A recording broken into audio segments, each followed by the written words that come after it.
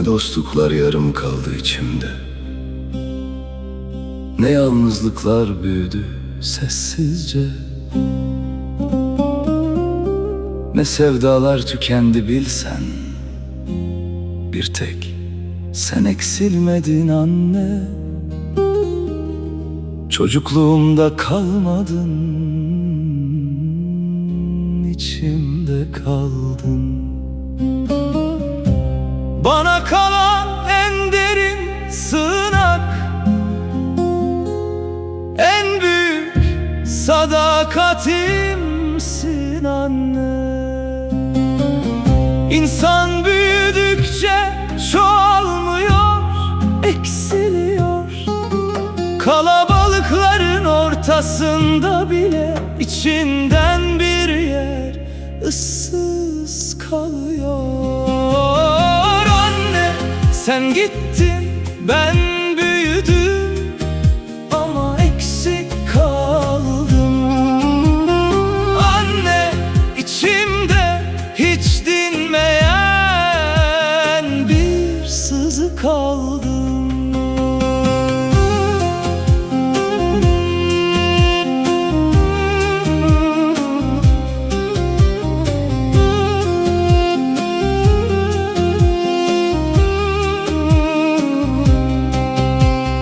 Ben de öyle kaldım, sözlerin içinde sustum, yüzlerin içinde kayboldum ama sana çıkan yol hiç silinmedi. İhtiyar ömrümün dinmeyen hüznü, yorulmuş günlerimin değişmeyen ışığısın. Acı dert, boşluk dolu bu dünyada, sarsılmaz gerçeğim, varlığımsın anne. Sevginin bile tartıldığı bu hayatta ben hep eksik ölçüldüm. Sesini yitirdiğim günden beri içim tamamlanmayan bir akşamdır anne. Anne, sen gittin, ben büyüdüm ama eksik kaldım. Anne, içimde hiç dinmeyen bir sızı kaldım. Kokunu unutmamak için gecelere sığındım. Adını anmadan sana döndüm içimden. Rüyalarımın en sessiz yerinde kapımı çalan tek misafirsin anne.